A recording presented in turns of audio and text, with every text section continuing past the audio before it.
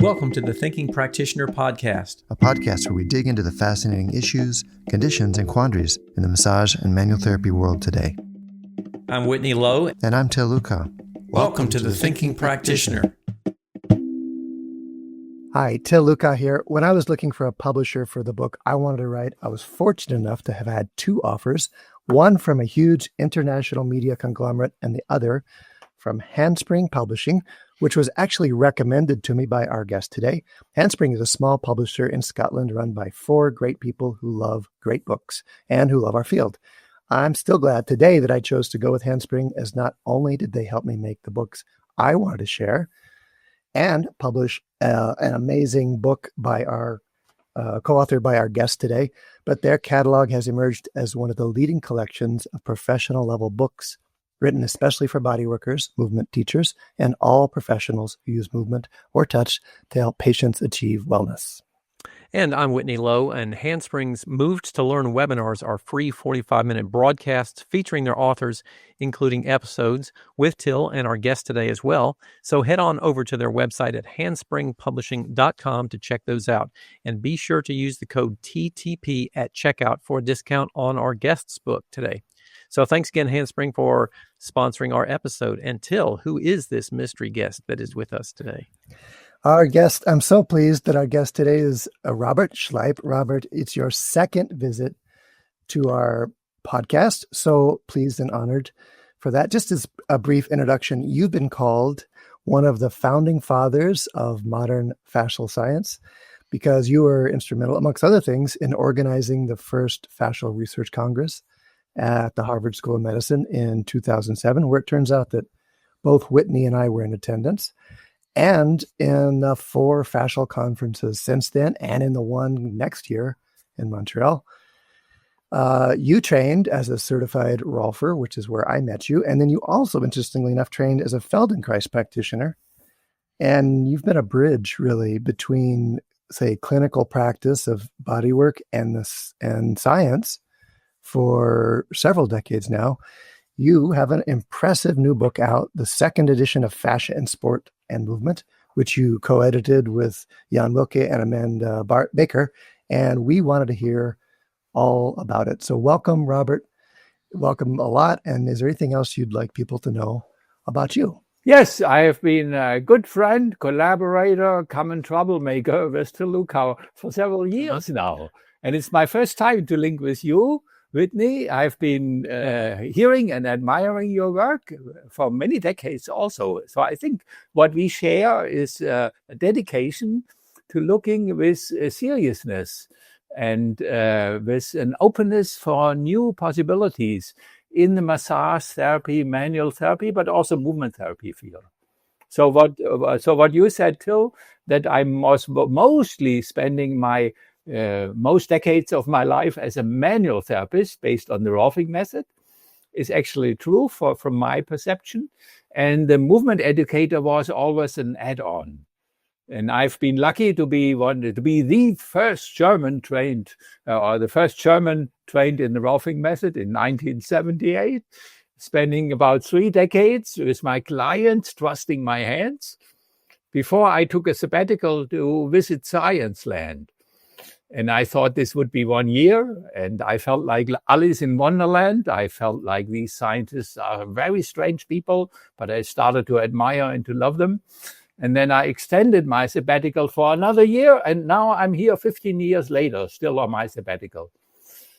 And you've still actively engaged in science, yeah, I believe, as well as in bringing people together and writing quite a bit. You know, I haven't told you this, but I actually have a little note in my phone where I save questions for Robert.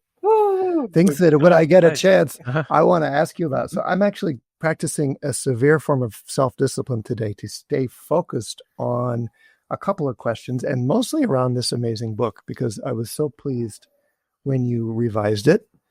And I'm going to work in some of my questions as we talk about the book.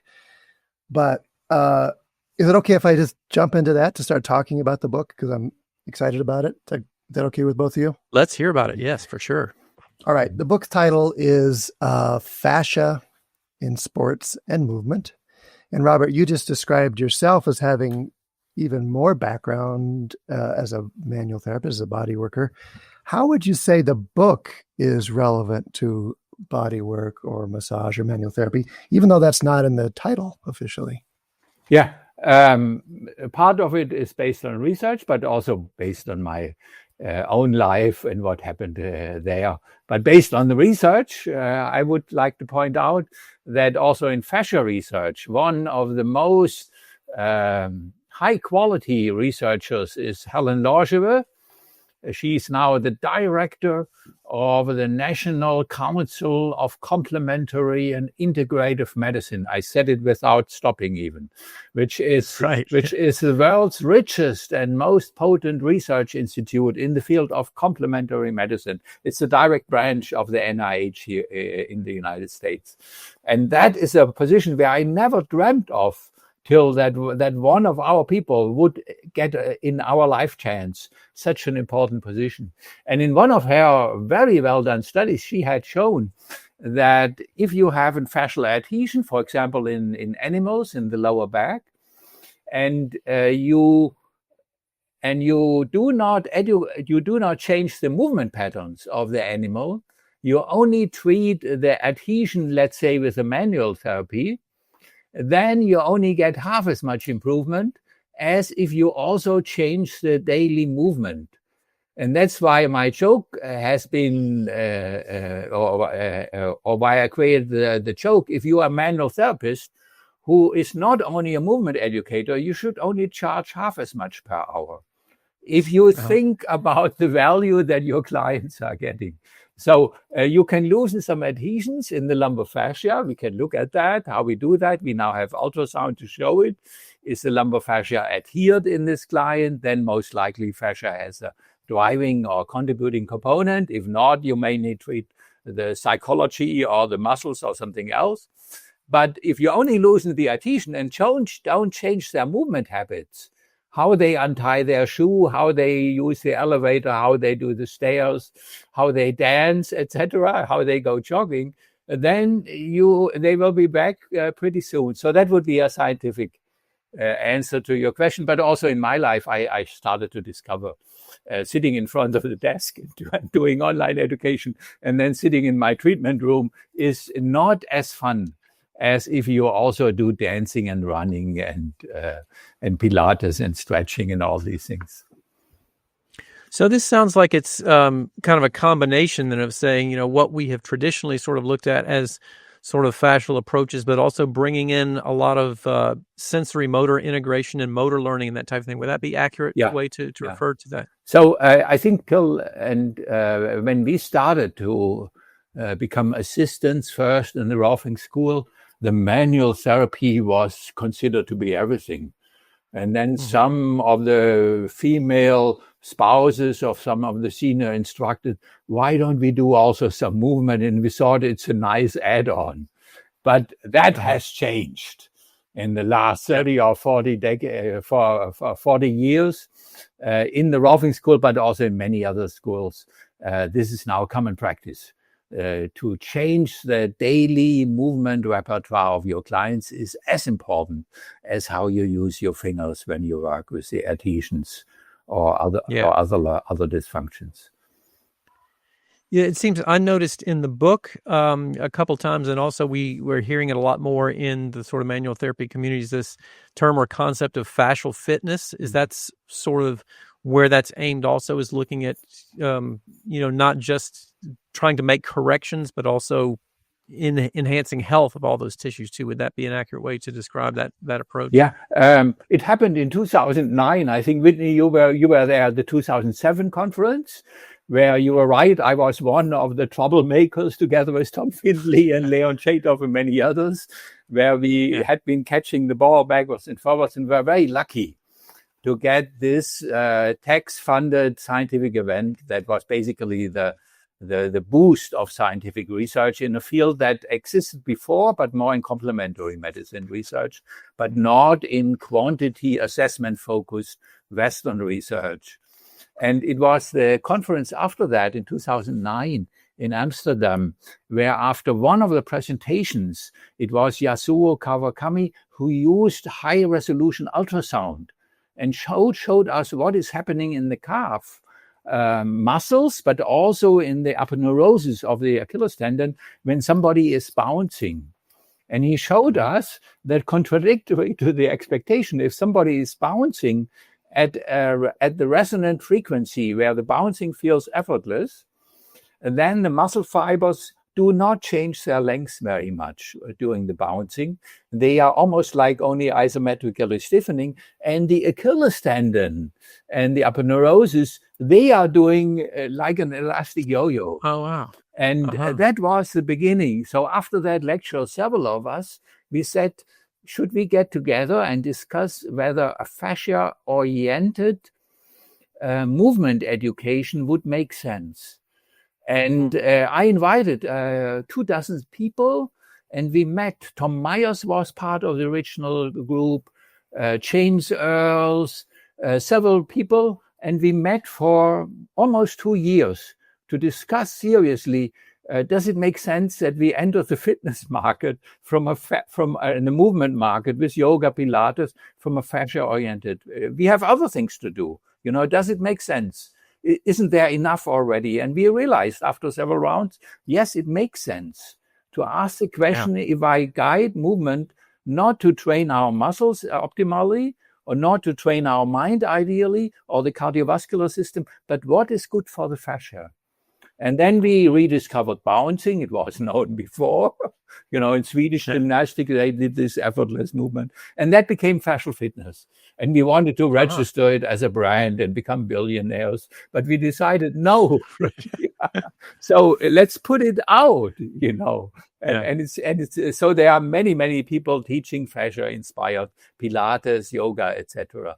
So I think every massage practitioner, every manual therapist needs to have friends and collaborate with them regularly. What's new in the fascia fitness or fascia movement field? Yeah, I agree with your point, Robert, that movement is so important to getting the effects or the change we want to have in our own bodies and our clients' bodies. It's been an interest of mine, and you've been an inspiration to see how, as the years have gone by, you've done even more and more movement. And every time I see you and have a chance to visit you, that's the a definite thing on the list. No matter, I think last time you had a cold and you still got out and did an amazing bike ride with me and things like that. Mm-hmm. So the movement becomes such an important part I've seen of your life, but also of your approach. And I think you're teaching more. Would you say you're teaching more movement than manual therapy these days? Is there a shift in that direction too? I tell you a secret. I do the teaching only to create money for research. And so I do as little as is required to get the most income for my research. That is my main profession. And then whoever invites me for a big event, whether it's Pilates or yoga, I look at them. Is their work respectable in my opinion? And I sing their song. I say osteopathy is the best thing since ice cream was invented, or yoga, or whatever. So recently, you're right. I get more invited by the yoga Pilates people than by my old friends, the osteopaths and the structural integrators. But I cannot predict what it will be in 2 or 3 years. This is a little bit of a tangent, but I just want to somehow give voice to the body workers who don't see movement as part of their scope of practice, say, or something they're particularly good at. And I know in the manual therapy space, when physical therapists and rolfers and massage therapists get together, it's almost a little bit like high school, where the athletes became the physical therapists and the people that weren't athletes became, say, the body workers or the people that sit and do their work more. And so I think there's a place that I want to just stand for that says, maybe I'm not going to be an athlete and yet I can still do effective manual therapy. And actually there's still things in your cool book that I find inspirational, even just for my table work, as well as, of course, all the movement inspiration as well. You are hitting something, but let's not get there for the whole time, because we have been moving together. I'm sure, Whitney, you too, but Till and I have been doing that in several decades. If you go to a Feldenkrais convention or to an osteopathic convention, you have different smiles, you have different hugs, you have different handshakes, and many other bodily, physical, social expressions, which are very different than if you go to a fitness convention. Even the body types are different. And so it's in the Feldenkrais world for a long time, they didn't look very fit and sportive. They had different clothes, and they are more for quiet approaches. And in the fitness world, you get, hey, Robert, let's do it. It's nice to see you. You know? And I see value in both of them. And so I wouldn't say to the Feldenkrais people, you should go up and do push-ups and you should do screaming karate from now on and forget your meditation, because the mindful listening quality is very valuable. And if you don't pay attention and you suddenly do push-ups and jumping and playing on the children playground like we do with many of our courses, I look where's the children playground and we do upside down swinging, etc.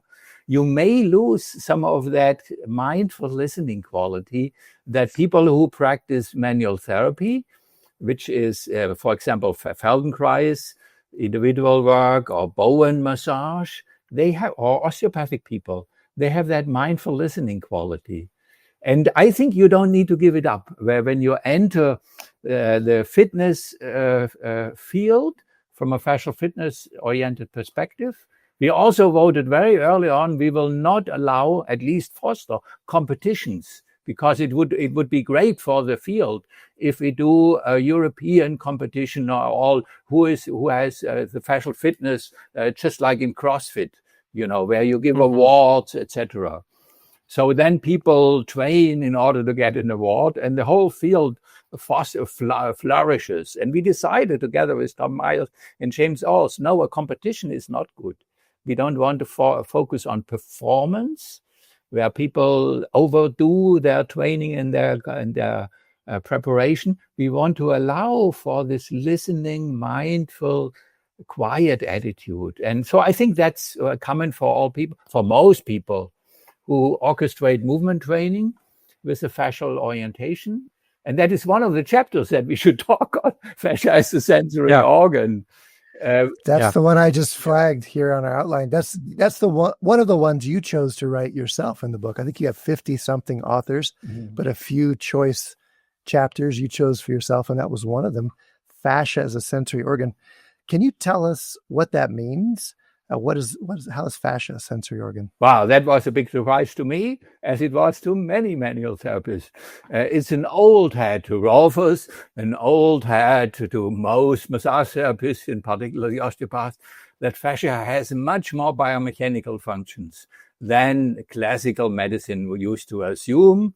That was an old hat to Moshe Feldenkrais, to Ida Wolf, to many of these people. But now the new discovery is that it is much more richly innervated than Moshe Feldenkrais or Ida Wolf were aware of. Yes, in the late 90s of the last century, they discovered a few nerve endings in the knee joint capsule. And that was important, that we have mechanoreceptors in fascial tissues. And since then, the surgeons are doing it different. But now we are learning almost every month how rich and how important fascia is as a sensory organ based on the richness of the innovation in it. And that was a big inspiration for me in the preparation of this new edition here. I got together with Carla to collaborate with a German scientist, Martin Grunwald. He's one of the world capacity on haptic, on touch quality. Whether you can train your touch perception, whether it's true that women have a better one, whether osteopaths have a better touch refinement than technical people sitting on a desk, whether it declines with age. If you want to know that, you will have to read Martin Grunwald and his group. And he had done a calculation how many millions of receptors we have in the human skin. And he based that on histological sections and then a calculation of the total mass of the human skin in 3-dimensional space. And he came to 100 million.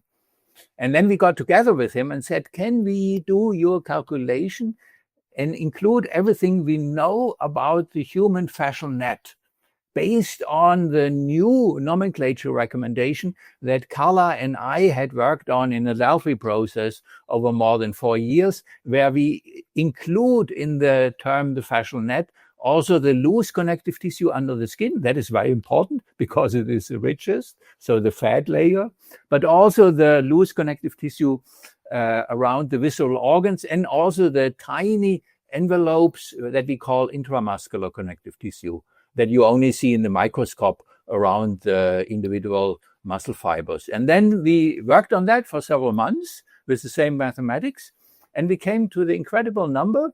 And this book is one of the first sources where we published it, that the human fascial net has 250 million sensory nerve receptors. It could be, so we did it as you need to do as a scientist. You share exactly each calculation step. So if somebody has other numbers, they can do the calculation again. And but based on these new calculations, we are now completely sure that this is our richest sensory organ, the human fascial net. You know, I first encountered this concept, I think, in one of the articles that you did for the Journal on Bodywork and Movement Therapies about the new neurobiological perspective. I guess that was around the early 2000s. I remember. Article Yes, first came out. yeah, but we didn't have the calculations. I didn't have the calculations at that time. I'm curious about these calculations because this is really fascinating. When they were doing the calculations, did you account for diversities in concentration in certain areas, like, for example, fingertips being far more sensitive, let's say, than the skin of the back, because there's so much more, rich innervation for those kinds of tissues to pull in. Are those included in the calculations when you figure out and extrapolate it to the whole body? Martin Grunwald certainly did, because he is one of the best resources. How rich is your density of refinement in the skin of the fingertips? Yeah, right. So he certainly included that, and then he made some kind of transparent assumption. What is the average density? And then he included the whole surface of the skin. So he did that in the skin. And Carla, Martin Grunwald, and we try to do it in a similar way for the human fascia based on what we know. And we know, for example, that there are some fascial tissues, this is very interesting, in the retinaculum that have a higher innervation than other tissues. And we included that based on the knowledge that we have. Yeah.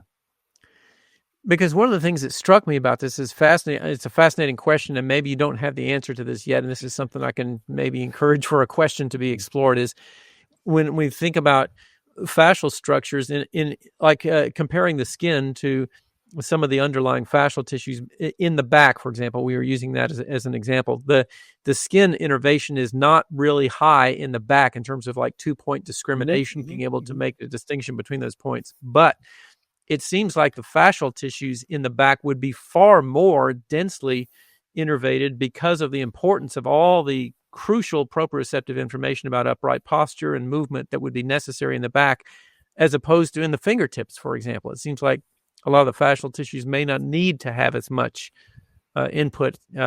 It's almost like there'd be instances where it would be reversed. Based on the model from Carlos Stecco, the skin is more for exteroception.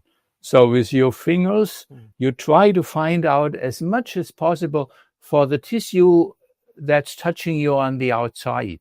And you're not so interested to know in terms of proprioception, what is the exact angle at your joints while you do that. So the skin seems to be more exteroception. But now the question now also about the lower back is, what are these rich nerve endings that we have in the lower back, but also in other areas? And part of it is proprioception.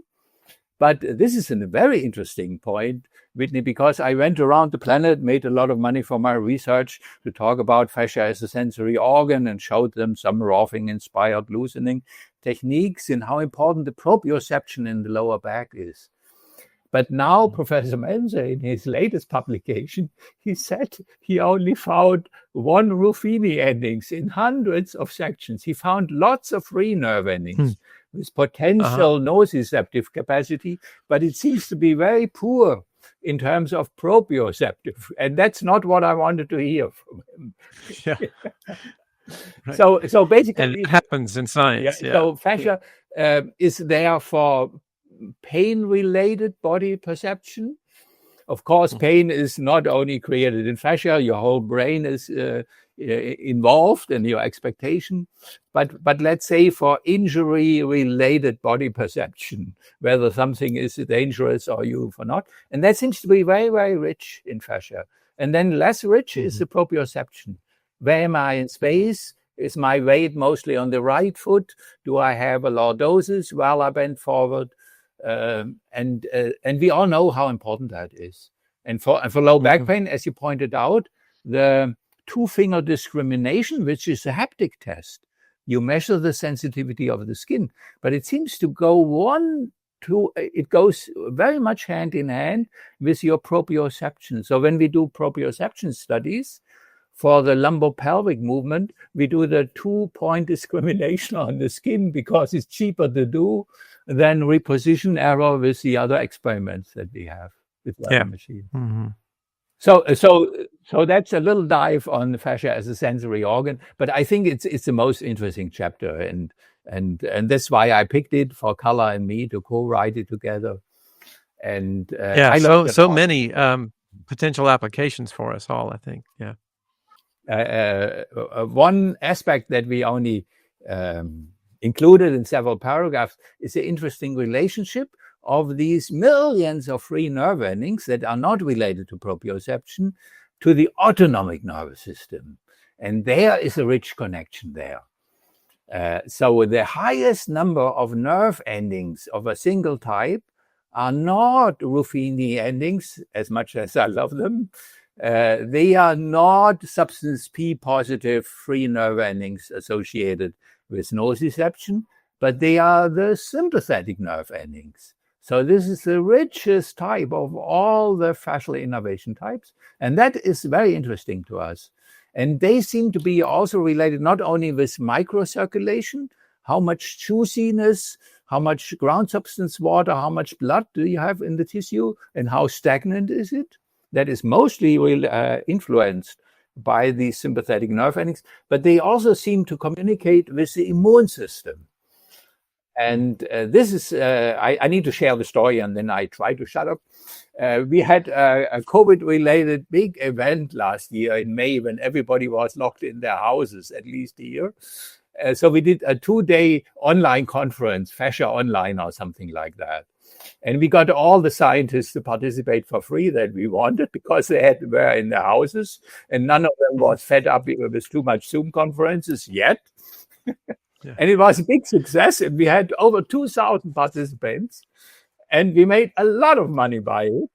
And we donated all the money to Padua University on this favorite subject of mine. So that was one of the happiest moments in Robert Schleip's life when he donated a 35,000 euro check to Padua University for research where now Katharina Frede, one of the best scientists from Carla Fecko's group, is now obliged, but happily obliged, to work together with Carla, me, and Professor Neuhuber to learn more about the connections between the autonomic nervous system and fascial properties. And I can't wait to hear from our results. But just to connect one dot, the autonomic nervous system, and would you say it's most likely that those are involved in, actually you said microcirculation. Yeah. I was thinking about their role in vasoconstriction, vasodilation. Yeah, that's it. Etc. So that's it. Yeah. Mm-hmm. Yeah. So that maybe the fascia is a circulatory structure or a fluid regulated structure, or as well as a sensory one. Yeah. So we have big discussions here in Germany whether drinking more water will make your fascia less dry, because as we age, we get drier. And you should you drink six liter on a normal day or only 1 liter? And also if foam rolling, which has a sponging effect, we have shown that in 2 little studies. So if you use the right amount of pressure on the foam roller and you roll it slowly in multiple directions, immediately afterwards you have a lesser water content in it. But then, of course, water comes back. Some of the old dirty water comes back, but also new fresh water comes out of the blood plasma. And that doesn't have yet pro-inflammatory cytokines included. It does not yet have the free radicals, which are kind of a waste product. So for that renewal, I think more than the sponging effect that I try to describe, and more than flushing down water your digestive tract, and that doesn't influence much how much water goes in your Achilles tendon, because the water in your Achilles tendon does not come from the drinking water, it comes from your blood. And your blood, hopefully you will not try to dilute it by drinking more water and have more water included. That has a constant water proportion. But then you want to know how much microcirculation is in the tissue. And then probably better than drinking water, I exclude old people, yes, they need to drink more, would be how can we influence our autonomic nervous system? And that is a very important dimension there. So that by influencing our autonomic nervous system, that we actually help our tissue be more spongy, help it be more perfused, or help that fluid turnover, you're saying? Yeah. So that would be something after sports. You want to have a higher microcirculation in your tendinous and other fascial tissues. There was a very nice study that is included in that book as one of the examples, where they followed in Copenhagen 200 students who were regular joggers. On a level, I think they jogged more than 4 times per week, so most of them every day, for 2 years. And as you would expect, a high proportion, I think 11 to 18%, had Achilles tendinosis, as regular joggers have. So if you go jogging every day per week for a long time, you have a higher likelihood of sitting in the waiting room of an orthopedic doctor than your couch potato brother, which is not the reason why you started doing it, but it's the truth. Right. If you only go jogging 2 or 3 times per week, you will be less often in the waiting room of an orthopedic doctor than your couch potato brother. So that is one, but you go jogging not to avoid the orthopedic, you do it for other reasons, to get into nature, to be a more gentle person, have a clearer mind, to live longer in terms of cardiovascular health. But that is one of the trade-offs if you are a regular jogger. And they wanted to find out, is there any predicting factor that makes certain people more prone for Achilles tendinosis? And they looked at age, they looked at body weight, they looked at pronation, etc., all the biomechanics. And they only found, after 2 years, 2 factors. So one was female gender, and that was known before. Female athletes need to be more careful about their tendon than comparable males, for reasons which are very interesting, which are also covered in the book here, based on hormonal factors. How estrogen is influencing the architecture of the fascial tissues. For example, if you're a female athlete, the injury rate is much higher during the ovulation days, 6 to 8 times higher in jogger players. So that was one predictor. And the second one, and then I try to shut up, would be the microcirculation in the Achilles tendon after jogging. Those people who had a strong increase in microcirculation, and we now have measuring tools based on ultrasound Doppler that can calculate not only the large circulation, but the small vessels. They were immunized against overloading injuries.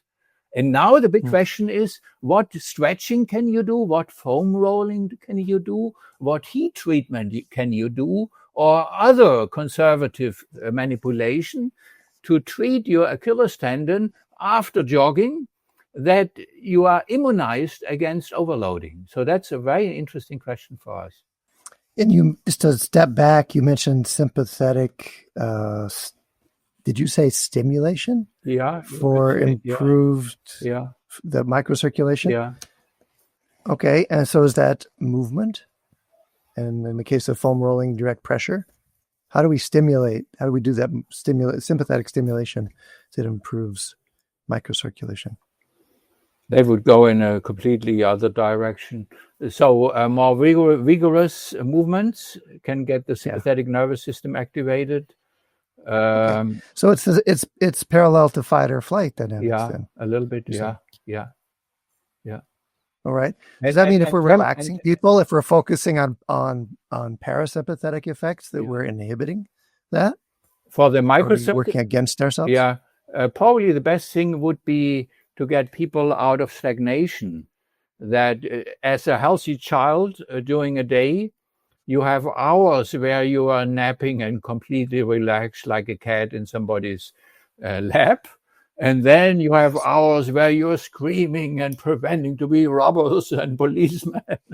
And you are big adventurous. And then when you go to bed, you really sleep. Yeah. So you have big ups and downs, but none of the ups and downs takes you out of your balance forever. And as an adult, you had several traumatic injuries. I had several of them in my life. And then following the great teaching of Stephen Levin, Stephen Porges and Peter Levin, we know that these traumatic incidents can lower your resilience.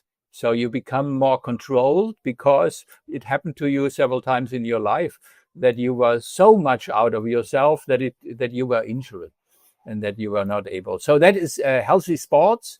You would do some very quiet exercises. That's what we do in fascial fitness now, where you do very meditation. So you focus on your breathing and the pauses in the breathing after the exhale.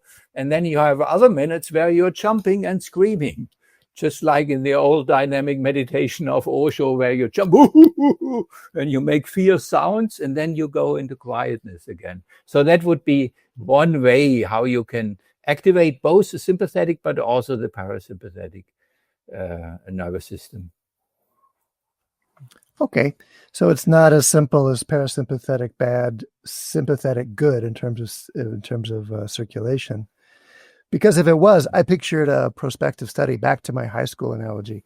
We should look at the people that got involved in active sports back in high school, and then look at all those people sitting around who got involved in meditative, mindful body work, and now do a high school reunion now 50 years later or whatever. And see of them who is more healthy now. Yeah. That would be very interesting. Very interesting. And what you may find too is certain types of things, like, certain portions of those groups have good cardiovascular fitness because they're very active, but they have, chronic, overuse problems or something like that. And another group has some different type of result. Yeah. As a scientist, follow on from stress management. So I would say that's a nice study, but it would not prove anything because you didn't control people who are good in sports. They will decide it's fun if they invest more into sports because they get more recognition. But if you are grown up with a body that is frail, where you are always the lowest one being picked in football games because you are born in an unhealthy body, you will become a meditation teacher. You will not, because people will say, "This is great, Robert. Keep on teaching more." And you will not get the same resonance if you go to become a fitness person or an athlete. That's right. We needed a crossover study where we redirected half of the jocks into meditation, so you say and half of the freaks into sports. That's great. Well, you mentioned Peter Levine and Stephen Porges and their work around the vagal tone and the regulation of trauma as being influential, or being something that you were paying attention to. That's such an interesting area too. I'm just brainstorming a little bit, and I think in both of their models, they're thinking about this range more than saying let's be sympathetic or let's be parasympathetic. they're thinking of this adaptability across that entire spectrum. Yeah. So that is something that goes beyond the book, but of course we covered in the book once several times. So what we can describe as resilience. So how wide can you go out of your normal lukewarm comfort zone and be able to recover? And that is an important dimension. We know in fibromyalgia, it's the best questionnaire to find out if you're prone to fibromyalgia, not to ask them about how depressive are you or anxiety, but there is several scales as psychological questionnaires on resilience. And it has questions if something goes wrong, you spill a coffee cup, what is your inner dialogue? Do you say, oh shit, this doesn't fit? Or do you say, I knew it, today is a bad day, my mother told me, Robert, you will be a loser, and now it starts, So there are certain questions when you're out of balance. So what good mechanisms or bad mechanisms do you have to recover? And that is that ability to recover. And in sports, it's very important that once a while you go out of your comfort zone, but to a level where you then watch your organism to catch up your breath. So it for most people, not for all people, it would be good that once a week you jog so fast that you cannot breathe through your nose normally, where you lose your breath and your heart is pounding. And then you stop and realize, how long does it take me to come back into a balanced body sensation again? And so I have to be careful, because the Nazi philosophy of my parents and grandparents went in a similar direction. What doesn't kill you, Robert, makes you stronger. Yeah. And I didn't like that attitude. I do not like it. And that's why I became a Feldenkrais practitioner and meditation junkie. But now we learn something similar from Wim Hof and other people, or from Kneipp, that it's very good once a while to take a cold shower before you go back in the lukewarm water, in the comfortable warm water. And that is something also for the fascia, that you go beyond your comfortable range of motion, that you stretch a little bit further than you would normally do, and explore how that is influencing you. But you don't do it too often, and you know that the body takes time to adapt. I'm curious, Whitney, I just want to cue you up see if those some of your questions are. Yeah, I didn't know if you wanted to go through the other things there. I do have a burning question that I want to dive into here. So if that's okay. So Robert, this is something I've been dying to ask you for a long time. So I want to kind of to delve into this a little bit. That a lot of when I hear, at least in the I'm most familiar with the massage therapy community, because that's kind of where I live. Mm-hmm. And when I hear the people in our community speak about fascial work, it seems like they're mostly thinking along the lines of the sort of a lot of the former mechanical or biomechanical models of elongating fascial tissue with manual therapy by what we do with our hands. Mm-hmm. And as we know, a lot of the biomechanical research has not really supported that idea very strongly, that we're able to do that, especially with the dense connective tissue, in terms of elongating that fascia. What I got a lot out of looking at things in the book seemed to indicate that there's all kinds of physiological responses being mediated by a lot of these other aspects of, like, the loose connective tissue and other aspects of what we consider now to be the broader fascial network.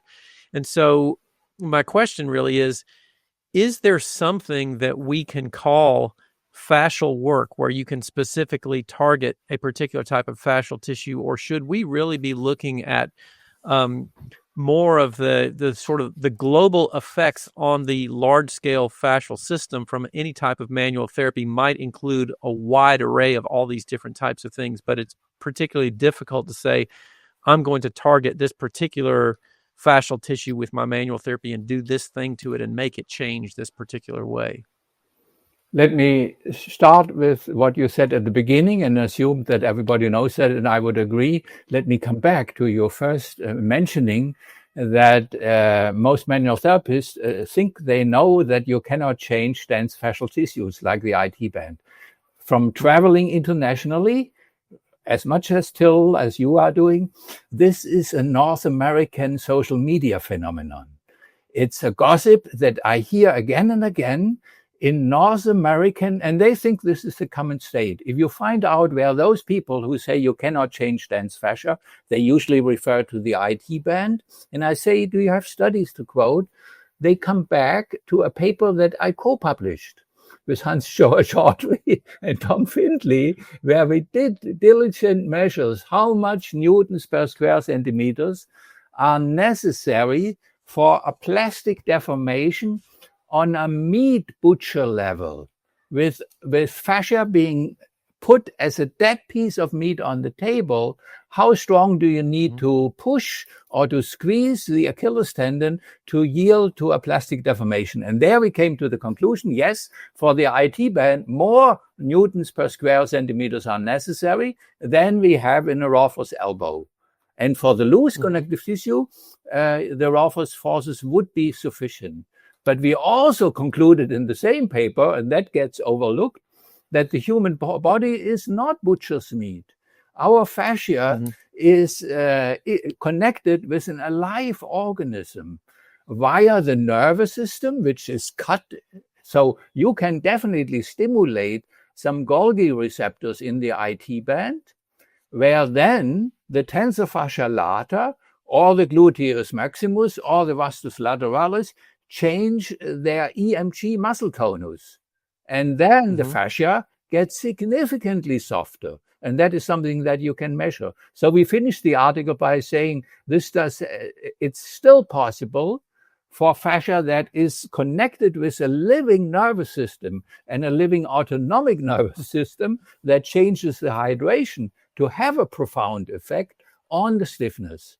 And that was also shown. So one of the best studies now is that people with low back pain, their fascia is more densely adhered to each other and to the musculature underneath than comparable healthy people who do not have low back pain. That was clearly shown. And now the question is, are our forces sufficient to loosen that? And I was a mentor of a study that is now published for the second time because it's a different protocol, that normal foam rolling pressure, which is not as skilled as roughing pressure, is sufficient to increase the shearing mobility between the first layer of the lumbar dorsal fascia and the second layer, exactly where people who have chronic low back pain have their adhesion. So that means we certainly, using as unsophisticated tools as foam rollers, are able to change fascial properties in architecture. So there is no question about it. And whether you call it fascia therapy or not, that is often a matter of sales point. So in Germany, foam rollers are used as fascia rollers, as if they target the fascia specifically and not the skin or the muscles. And the same thing, a raufer could be also called a lymphologist. So it's not what you do and how much data you have, but which tissue you want to use in your narrative to convince your clients. So it sounds like it's in some respects a lot more complicated than people might be sort of making it appear, because your example with the iliotibial band is really involves a lot of the neurology of decreasing the activity of the attaching muscles, gluteus maximus and tensor fascia lata, that allowed for a greater degree of pliability in the iliotibial band, but it wasn't necessarily the work that we did on the band itself that elongated that particular band. It was really the neuromuscular components attached to it that decreased its stiffness. Is that accurate in that instance there? We haven't measured that. So what we measured was not the stiffness change and also not in the IT band, but it was the level of adhesion or the freedom of mobility of shearing motion between the first layer of lumbar dorsal fascia. And you can compare that with the IT band, certainly. And there it was clearly shown that you have an architectural change. So it seems then that a lot of the manual therapy techniques and approaches that people are using are probably targeting or taking advantage of that physiological effect Yeah. of enhancing sliding and gliding between adjacent tissues, and that's what might be getting perceived as the beneficial effects.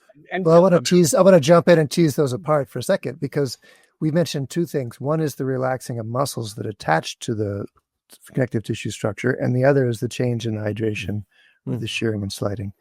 Is that right, Robert? So that was my state of 2 years ago, but now I'm a constant disciple of all the other friends out there. Now I think it could be a third component, and maybe more than the first and the second, that we change hyaluronan. And that is basically Carla's brother, Antonio brother. And they showed how important hyaluronan is for how juicy the tissue is and how much adhesion you have, or how much. Most likely the change that I described in lowering the adhesion with foam rolling between the first and the second layer of the dense lumbar fascia was not that collagen fibers collagen type 1 fibers were broken up or were plastically elongated. That would be hard to believe for me. But the hyaluronan, which is part of the half watery jelly-like ground substance, that can change into a less viscous binding condition within a few minutes of adding mechanical perturbation or adding warmth to it. So it comes back to the Galtosol model from Ida Rolf, which is not changing the fiber, but changing the ground substance. And we didn't know that a lot of that depends on the hyaluronan in the connective tissue. Healthy hyaluronan forms very small molecules, and they allow slippery gliding. But unhealthy hyaluronan, maybe that's not the correct term, but under certain pathological conditions, particularly in an acidic environment, hyaluronan can assume a supermolecular or binding state and then becomes a sticky glue. And then if you have that two surfaces next to each other, it prevents a shearing gliding motion, the same stuff. And then the question is, how can we use our hands to break up the supermolecules into smaller pebbles again? And the Stekos were able to show that. No, they didn't demonstrate, but they showed indications for it. Because you cannot film the hyaluronan. But they did a vigorous manual rubbing, and afterwards you seem to have the less viscous, more slippery hyaluronan in the connective tissue. So that would be a third hypothesis. And maybe in 5 years we have another one. Yeah. So that was going to be one of the things I wanted to sort of like get kind of clear on, because I know a lot of people want to know, are there particular techniques or approaches that are better at this than others in terms of enhancing that particular effect? Movement. We have been talking, the three of us, you see our little movement we do. We have been talking for the last half an hour at least only about manual therapy. And in the last study from the Stekos, they were able to do a histological investigation which fascial tissues have a higher density of hyaluronan. And to my surprise, they found out, of course, that there are differences. Some fascial tissues have more or less, but I was not surprised for the magnitude of difference. They showed there is not a 15% variety, but 15 times more hyaluronan in certain fascia than in others. And that is much larger than I expected. And what they showed, and that is very difficult to do, because to measure hyaluronan, our lab could not be doing it, because in a few minutes of air exposure, you change everything. So you have to do very, very detailed work there. But they were able to do it. And they showed these fascia, like at the retinaculum, where you have a lot of shearing motion in the immediate neighborhood. So underneath the retinaculum of the hand, ankle, of the wrist, you have tendons sliding 10 millimeters in one direction and 10 millimeters in the other. There, the body feels like a lot of lubrication is needed. And they found the right cells. They are called fasciacytes. And apparently, they produce more gliding substance where more shearing motion is happening. The other tissues that had the least amount of shearing motion is the epimusial envelope around the upper trapezius or the deltoid. And that, if you try to move them in relationship to the tissue underneath, which are the muscle fibers, you can do that with any kind of meat on your kitchen table, not any kind, but with most of them. The epimysium doesn't have much sliding mobility, maybe 1 millimeter, that's most. So their conclusion is, if you have a fascial tissue and you only move it 1 millimeter in relationship to the tissue underneath, you will not have much hyaluronan. But if you do large angular movements, as you do in your wrist, you will have a lot of hyaluronan. Now, tell me, what can we do for our faces if we want to have more hyaluronan? I have many clients in my Munich practice who go twice per year for hyaluronan injections. And then they have a younger skin, but it costs a lot of money. I know exactly, because I collaborate with one of the dermatologists. But the body is not supposed to need injections, because we have our own pharmacy inside, which are the fasciacytes. They are specialized not on collagen production, but on hyaluronan production of the slippery quality. And now the movement application would be, you would need to yawn more often, or to laugh more often, so that the temporal fascia and the masseter fascia get not only 1 millimeter shearing motion, but 10 millimeter shearing motion. So large angular stretches would be ideally, and that would be a study, to find people who are only laughing and yawning on one side of their face, and then we do photographs of them. Of course, that's not possible. And then compare it with the other face. Or we do it for a couple of months and then compare it with the hyaluronan injection. So please do more large variety stretching movements. And that should give you more of the slippery hyaluronan condition based on this latest indication from the STECO investigation.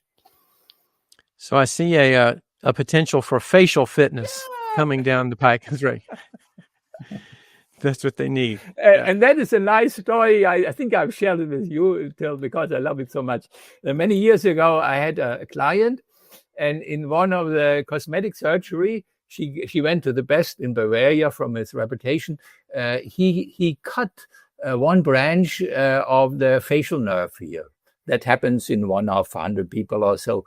And that was a disaster for her, because she's in public life and needs to do public appearances. Wow. But with the spit dripping out of the right corner of her mouth, she said, "Robert, I do everything to speed up the recovery." And she booked 2 Rolfing Feldenkrais sessions per week with me and did many other things. And I gave her some books on face building. I told her the recovery is better if you keep the microcirculation active, that you do muscle exercises in your face. And she went with these books where you stretch the auricularis oris, and then you put your nose in wrinkles. But then I told her about the work of Stephen Porges, that our facial motor capacity is driven by social activity. And she read everything she could get from Stephen Porges. She's a very smart woman. And she loved the material. She could tell me any part I had missed. And then she went to a friend who had a baby at the age where they cannot walk anymore. So where they are 1 year or half a year. And she communicated for 60 minutes per day with the baby. And what do you do when you are communicating with your baby? You make big eyes and you say, "Oh," and "Ooh, ooh." And she, afterwards, she looked in her face and she could see immediately that this had 1 hour of communication with the baby. If we have any kind of motherly instincts left, and she did, had a much more rejuvenating effect on her than doing the face-building mechanical exercise she had been doing. And that's what she did every day until she was complete, and then she returned the baby and went back into political life. But I think... Baby therapy. Yeah. That's great. Well, so movement is your answer. Movement, you said, is what helps restore that sliding. I know some of us, myself included, are really experimenting with these ideas and using them, maybe we could say metaphorically, because we don't have research to back it up, to see if we can think about restoring glide, about changing hydration. about the new metaphors that this brings about, like the bottle brushes and the mosses and the precipitation, more than fibers and stretching, more about, fluffing things up or squeezing the sponges, those kinds of things.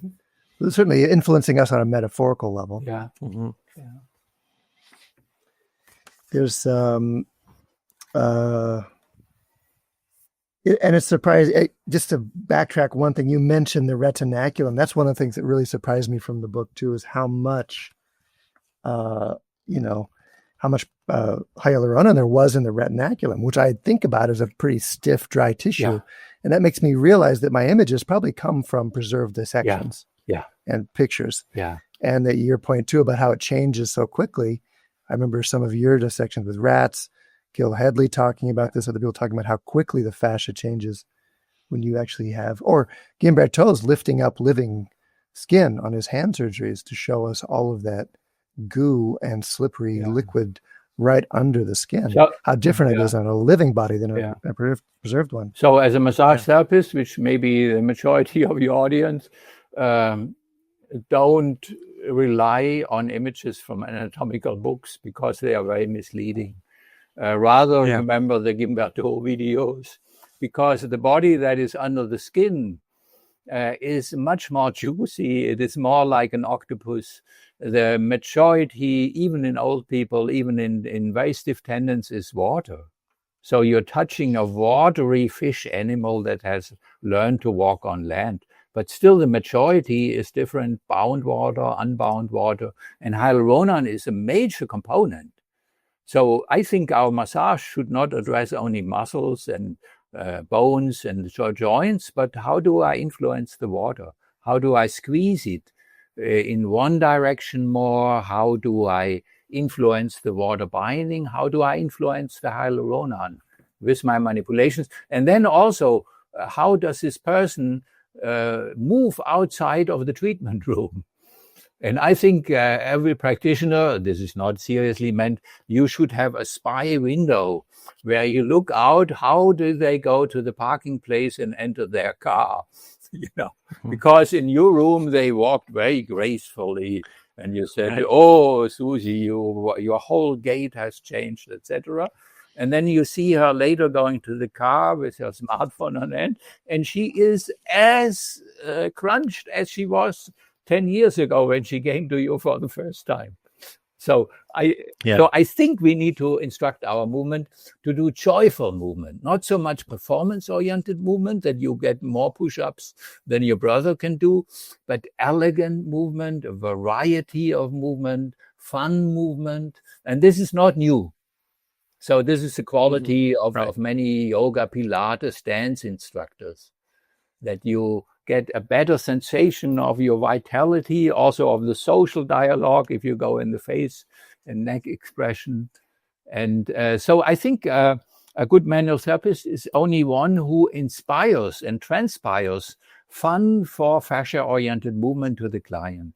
If you say, okay, find out what fits you, I give you some addresses, but they see immediately this is not your forte, and you are much more inspired about training the tactile sensitivity than you are about doing trail running barefoot in the swimming pool or children playground or out in nature or whatever, or dancing. Yeah. But if they see you talking with beaming eyes, how much fun you are having in your latest Pilates or barefoot running class, and then you ask them, what do you have fun in? And find out what they are inspired. I think then you are in a good direction. Yeah. I do think this is so challenging for all of us from an educational perspective across the multiple professions, because we tend to live in such silos, and in our education, we don't learn what Feldenkrais practitioners do, and we don't learn what, an Aston patterning person is doing. And that would be so valuable to be able to have exposure to those things to really give us a better sense of how we would encourage people to pursue those things outside of it, because we know a little bit more about them there. So that's something we got to fix in the future, I think. So one of my favorite is to go in the stairs. So your practice has a stairway outside Of course, not in underwear in most of the practices. That would be not decent, but with decent clothing. I leave 15 minutes or 10 minutes at the end of the session, not in the first session, but maybe in the 9th rolfing session or something like that. And we do stair dancing together. And I show them how muscular stair climbing upwards is doing, and also downwards, where you go bump, bump, bump. And then I show them the panther style, where you go gracefully up like a cat. And ideally are wooden stairs, because they can realize if they go into this pre-tension mode, if they lengthen their neck before, if they land with a barefoot kind of sensitivity, they make much less they make less noise. And it also, and then I take their smartphone and I videotape them, usually from the back. Never show their face on a smartphone that you give them, because then immediately they don't see the rest of the body. They think I look like my mother, and that's it. So I usually videotape them from the back in a nice angle, of course, when they do the panther stair dancing. And before I show them, of course, I get closer. This is your old walking style, and this is your fascial elegant walking style. And of course, they have fun doing that. Yeah. Mm-hmm. But these are regular exercises that any manual practitioner can get from a fascial fitness instructor, Pilates instructor, yoga instructor, that comes from a fun-oriented, not performance-oriented, whole body perception, fascial net-oriented movement orientation. That's great, Robert. I mean, it's always inspiring to have some time with you and to reorient around, again, what makes the most difference and what means the most. And it's so, I mean, you're so consistent over the years that it often is what's most enjoyable and what gets us to smile and move the most as well. Whitney, anything else you want to cover today before we? Well, there's a million things that I would love to continue going on and on and on about here. But yes. I want to, Robert, thank you so much for your time. I know your time is precious. And these are fascinating discussions that we've gotten here. Hopefully given everybody else some interesting light bulbs to pursue. It certainly has for me too. And I would like to just put in another plug to everybody. Go out, take a look at this book, because there's some really rich discussions of things from a wide variety of practitioners, and they're an excellent group of individuals that we've put together for the book Fascia in Sport and Movement. So go get it, take a look at it there from Handspring Publishing. If you have the first edition, you will hate us, because as soon as you pick up the new edition, I hate these authors. If I have their first edition and then the new edition comes out and I realize immediately, shit, I have to buy it again. Because the changes are so substantial. So now it's twice as thick, has more than double number of authors. And the first edition was already translated into 9 different languages all over the globe. Yeah. So that shows already why we were motivated to continue in this direction. And, you all know also as authors, the challenge that we have is that, you've got stuff that you've put out there in print and then things change. It's like, don't go read this. It's no longer accurate, Well, I'm so pleased to see that you did take the time to double its size and add a lot more illustrations, including some from our beloved Borgery I see in this book. Yeah, that was our other project, but we don't share now. We had a secret project while you came, and we went into the state library here to look at the ancient old drawings, but that will be another topic. Another topic to be talked about later. Remember, you can get 15% off Robert's book, Fascia in Sport and Movement, at handspringpublishing.com when you use the code TTP at checkout. Thanks, Handspring. Well, we have another sponsor. Do you want to tell us about them, Whitney? Absolutely. Our closing sponsor today is Books of Discovery, and they have been a part of the massage therapy education for over 20 years. Thousands of schools around the world teach with their textbooks, e-textbooks, and digital resources. And in these trying times, this beloved publisher is dedicated to helping educators with online-friendly digital resources that make instruction easier and more effective in the classroom or virtually. And Books of Discovery likes to say, learning adventures start here. They see that same spirit here on the Thinking Practitioner podcast, and they're proud to support our work, knowing we share the mission to bring the massage and bodywork community enlivening content that advances our profession. Check out their collection of e-textbooks and digital learning resources for pathology, kinesiology, anatomy, and physiology, at booksofdiscovery.com, where thinking practitioners can also save 15% by entering thinking at checkout. And we would like to say a thank you to all of our sponsors. Please do stop by our sites for handouts, show notes, transcripts, and any extras that we have over there. You can find that from my site at academyofclinicalmassage.com. And Till, where can they find that with you? Advancedtrainings.com. Robert, do you have a site you want to mention at this point? FasciaResearch.de is one of the more research-oriented. Fascia Research, one word, .de for Germany, or somatics.de, both of them.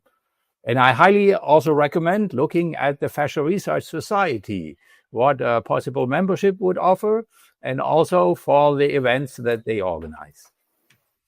Fantastic. We'll be sure to put links to all that in the show notes.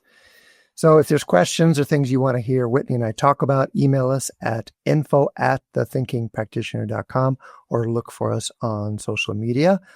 Just search my name, Till Luchau, or how about you, Whitney? Also, you can just search my name on social as well. And if you would, please rate us on Apple Podcasts, as it does help other people find the show. And you can hear us on Spotify, Stitcher, Google Podcast, or wherever else you happen to listen. And please do share the word about the podcast and tell a friend. And if you're unable to find us on any of those locations, you can always dial TTP on an old rotary dial telephone and listen to us right there. No. So that's it for our show today. Thank you again, Robert, so much for being with us. And we will look forward to seeing you again here in a couple of weeks.